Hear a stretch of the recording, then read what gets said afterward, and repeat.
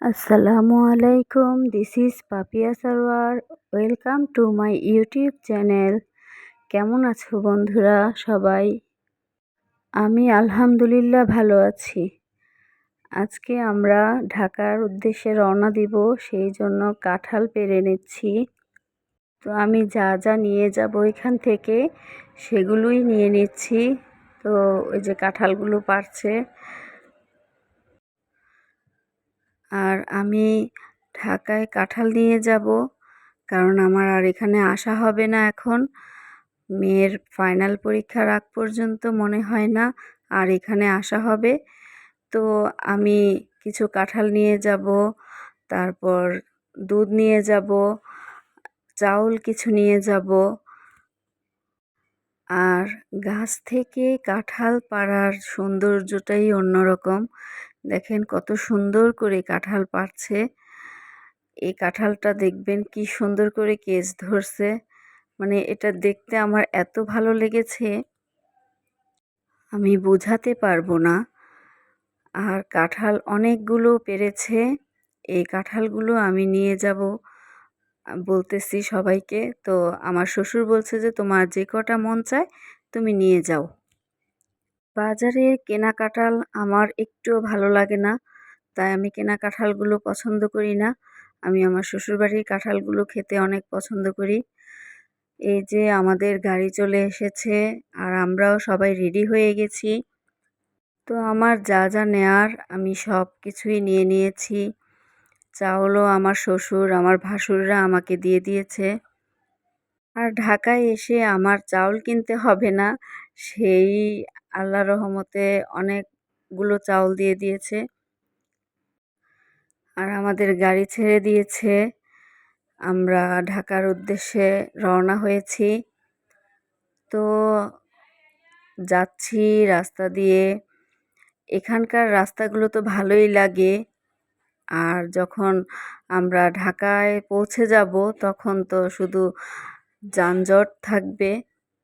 এখান থেকে 300 ফিট পর্যন্ত রাস্তাগুলো এত সুন্দর, মানে আমরা মনে হয় যে বাহিরে এসে পড়েছি, মানে এরকম মনে হয় যে আমরা বাংলাদেশে নাই, আমরা বিদেশে কোথাও মানে আসছি ঘুরতে, এরকম মনে হয় আমার কাছে। আর চতুর্দিকে আমি তাকাচ্ছিলাম, দেখছিলাম।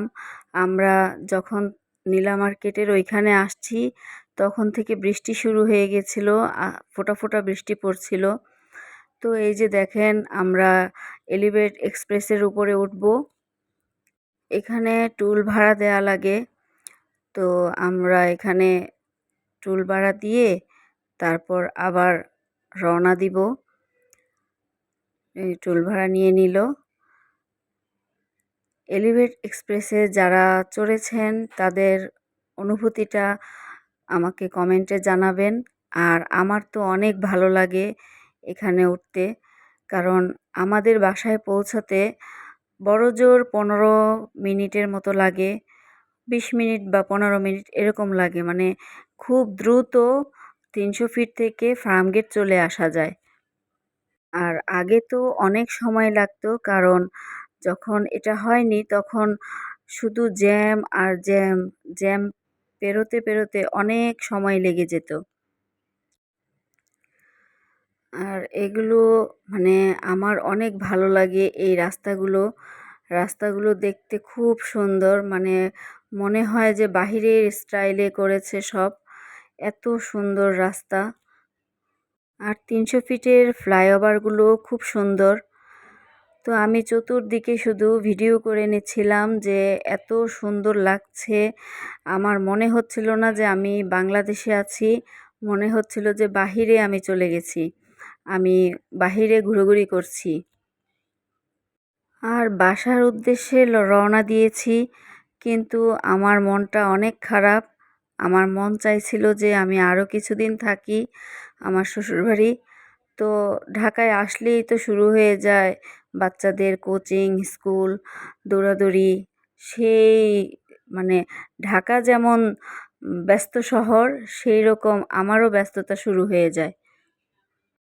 তো চলে আসলাম ব্যস্ত শহরের কাছাকাছি। এতদিন খুব শান্তিতে ছিলাম, যানজটমুক্ত এলাকায় ছিলাম, খুব শান্তি ছিল। আর এতটা নিরিবিলি ছিল যে আমার শুধু মানে ওইখানে থাকতেই মনে চেয়েছে। তো আমি আমার হাসব্যান্ডকে বললাম যে আমার যেতে ইচ্ছে করছে না, তারপরও বাধ্যতামূলক আমার যেতে হচ্ছে আমার মেয়ের জন্য। আমার মেয়ের পরীক্ষা, আর ঢাকায় তো পরীক্ষাগুলো মিস করা যায় না। আর সবার যেহেতু একসাথে অর্ধবার্ষিকী পরীক্ষা শুরু হবে, তাই আমার তো যেতেই হবে। আর সেই জন্য আমরা যাচ্ছি আমাদের বাসার উদ্দেশ্যে। আর বন্ধুরা, আমার এই ভিডিওগুলো যাদের ভালো লাগে তারা লাইক, কমেন্ট, শেয়ার দিয়ে আমার পাশে থাকবেন।